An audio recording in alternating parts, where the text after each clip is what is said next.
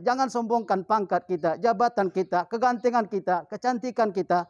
Semuanya berasal dari Allah Subhanahu wa taala dan Allah akan ambil kalau dia mau kapanpun. Setelah Nabi Musa alaihi salam berdoa di bawah sebuah naungan pohon, lalu datang salah satu dari kedua perempuan itu dengan penuh rasa malu. Faja'athu ihdahuma tamshi ala istihya. Satu dari kedua perempuan tersebut datang kembali setelah mereka pulang membawa ternaknya. Kemudian tidak lama datang lagi menemui Nabi Musa. Bismillahirrahmanirrahim. Assalamualaikum warahmatullahi wabarakatuh. Alhamdulillahirabbil alamin wassalatu wassalamu ala asyrafil anbiya'i wal mursalin nabiyina Muhammadin wa ala alihi washabbihi ajmain.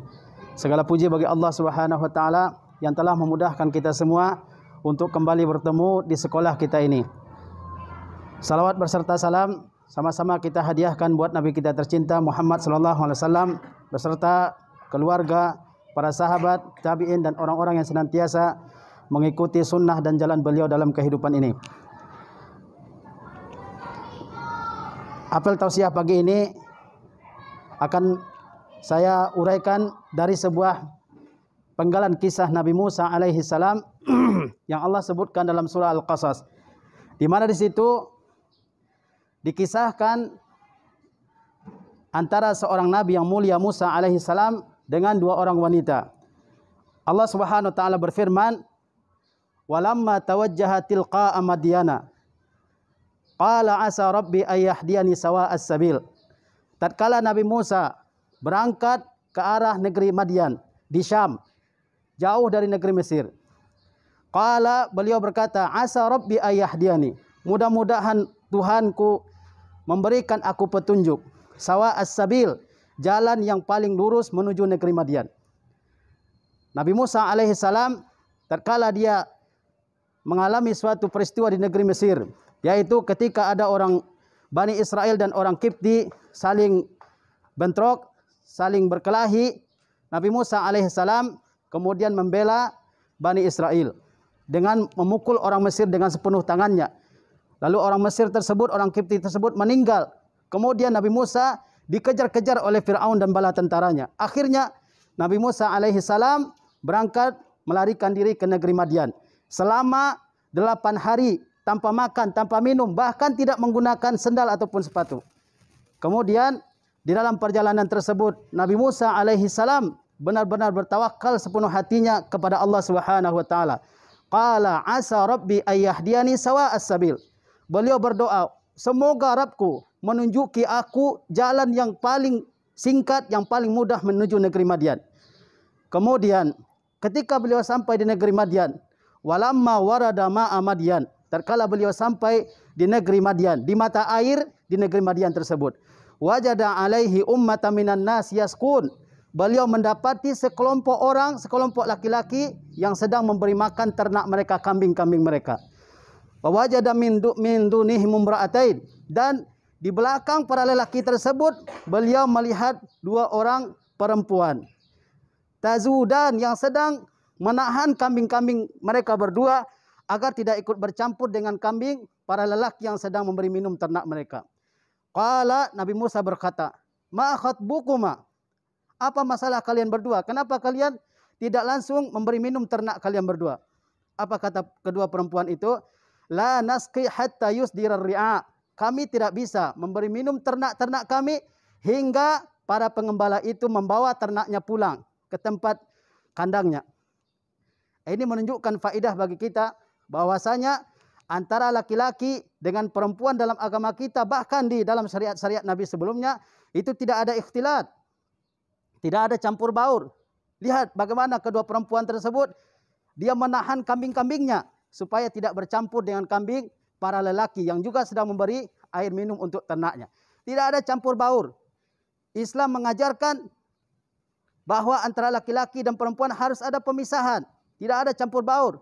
Bahkan antara anak-anak, atfal. Sehingga kata Rasulullah SAW, "Muru auladakum bis salah." Perintahkan anak kalian untuk mengerjakan salat. Wahum abna'u sab'in. Tatkala mereka berumur 7 tahun. Wadribu alaihim wahum ashrun, dan pukul mereka kalau masih meninggalkan salat ketika mereka berumur 10 tahun. Wa farriqu bainahum fil madaji', dan pisahkan di antara mereka di tempat tidur, hatta di tempat tidur. Tidak boleh disatukan antara anak laki-laki dengan anak perempuan. Ini saudara kandung. Bagaimana dengan yang bukan saudara kandung? Bagaimana dengan perempuan ajnabiyat yang tidak ada hubungan sama sekali dengan kita, hubungan darah, hubungan persaudaraan?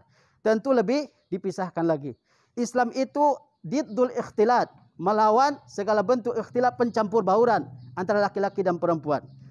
Apa kata Nabi Musa? Ma khatbukuma? Apa masalah kalian berdua? Nabi Musa alaihissalam, dia tidak meminta perkenalan dulu kepada kedua orang perempuan tersebut. Nama kalian siapa? Kampungnya di mana? Umurnya berapa? Dia tidak menanyakan hal itu. Langsung kepada inti keinginan Nabi Musa alaihissalam. Ma khatbukuma? Apa masalah kalian berdua? Kenapa kalian tidak memberi ternak kalian air secara langsung? Kenapa enggak mengambil air itu dari sumur untuk ternak-ternak kalian? Kenapa harus ditahan? Apa jawab perempuan tersebut? Kedua perempuan tersebut, la nasqi hatta yusdira ri'a. Kami tidak bisa memberi minum ternak kami hingga para pengembala itu berangkat membawa ternaknya. Baru kami bisa memberi minum. Jadi mereka enggak bercampur baur sama sekali. Kemudian kedua perempuan tersebut mengatakan, wa abuna syaikhun kabir, dan ayah kami adalah seorang lelaki yang sudah sangat tua. Seandainya ayah mereka berdua masih punya tenaga, kemampuan, kesanggupan untuk mencarikan nafkah, maka dia yang akan mencarikannya. Tapi ayahnya sudah sangat tua, tidak bisa keluar dari rumah, tidak bisa bekerja mencari nafkah. Akhirnya kedua anak perempuan tersebut yang keluar mengembalakan ternaknya. Ini menunjukkan kepada kita bahwa laki-laki itu harus bekerja, harus berusaha untuk mencarikan nafkah buat keluarganya. Kalau tidak sanggup, maka anggota keluarganya lain, mungkin istrinya, ataupun dalam kisah ini kedua anaknya. Kemudian apa? Allah menceritakan lagi, fasaqalahuma. Maka Nabi Musa langsung berinisiatif, langsung mengambil tindakan. Dia mengambil air untuk kedua perempuan tersebut. Dia tidak bertanya macam-macam kepada perempuan tersebut secara detail. Dia langsung memberikan inisiatif, memberikan bantuan. Fasaqalahuma, dia berikan minum untuk keduanya, untuk kambing-kambing keduanya. Ya, kemudian apa? Summa tawalla ila zilli. Kemudian Nabi Musa alaihi salam, dia berteduh di bawah naungan pohon.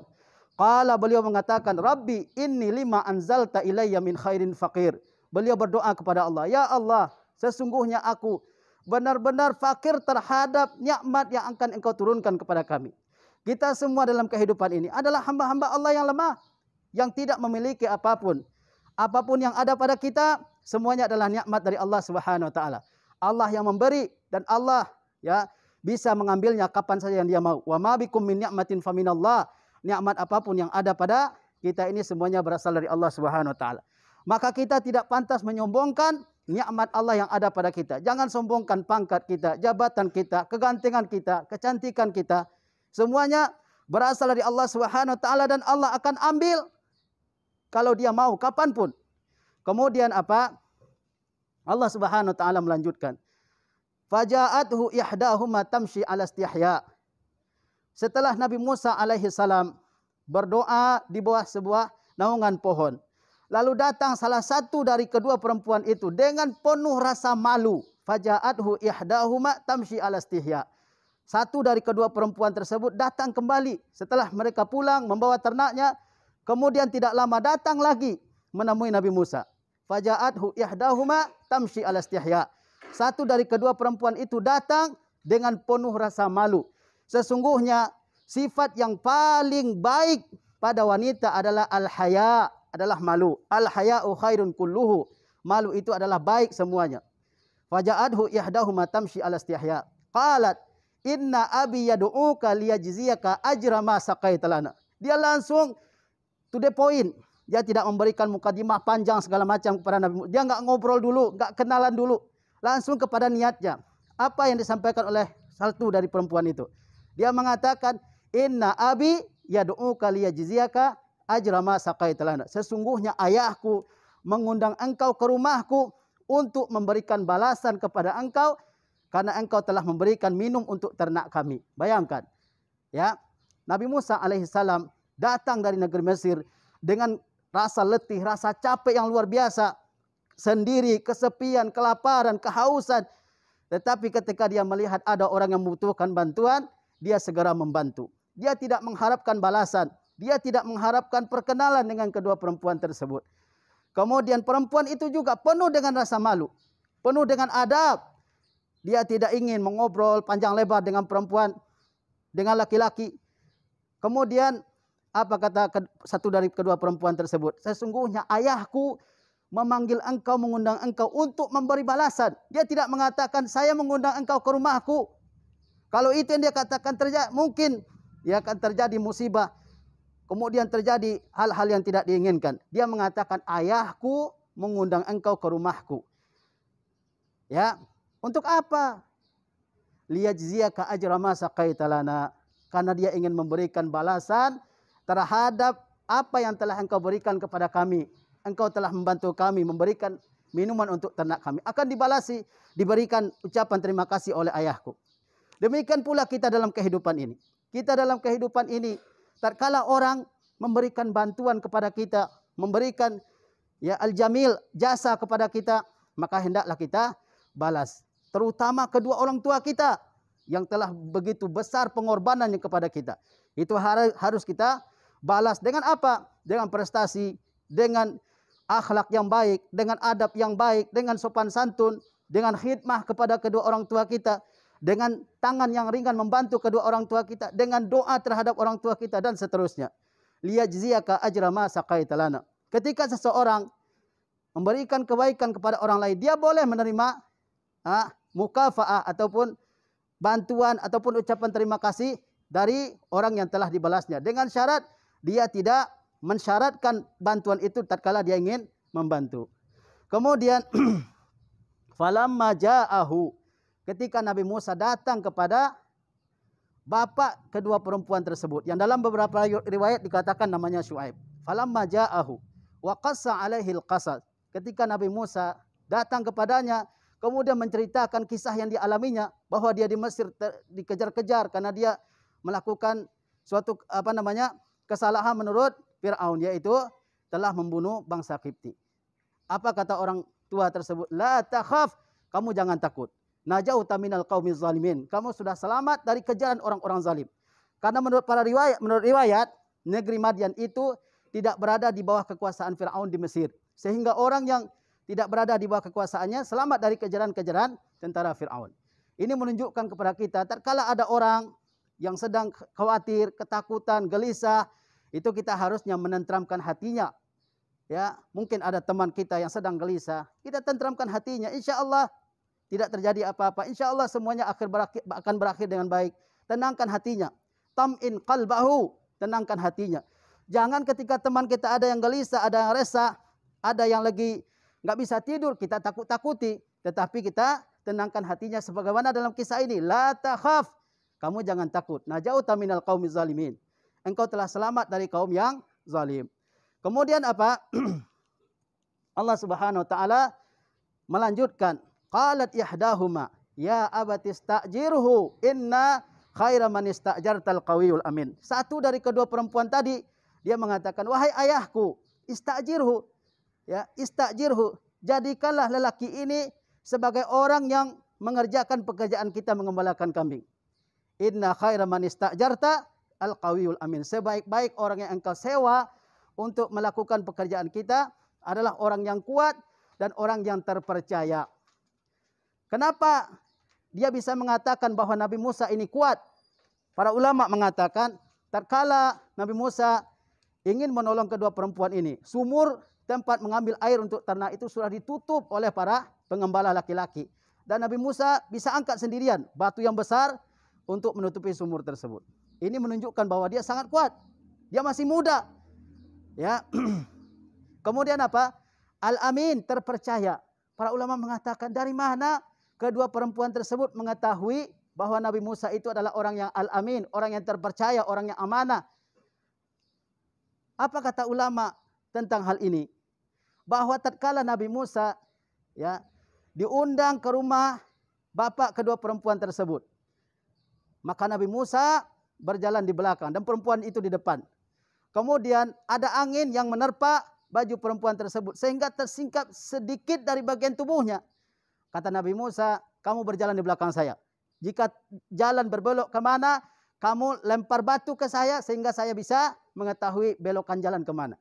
Ini menunjukkan bahwa dia sangat menjaga pandangannya. Sangat menjaga pandangannya dari melihat al-muharramat, hal-hal yang diharamkan. Termasuk perempuan, termasuk hal-hal lain yang diharamkan dalam agama kita. Yang kalau kita terjatuh ke dalamnya, bisa menyebabkan rusaknya hati, rusaknya pikiran, rusaknya konsentrasi dalam menuntut ilmu. Kemudian lelaki tua tersebut mengatakan, qala inni uridu an unkihaka ihda ibnatayya hatain. Beliau mengatakan, sesungguhnya saya ingin menikahkan engkau wahai Musa kepada salah satu dari dua orang anak perempuan saya ini. Ala an ta'jurani samaniya hijaj, dengan syarat kamu bekerja sebagai pengembala ternakku selama 8 tahun.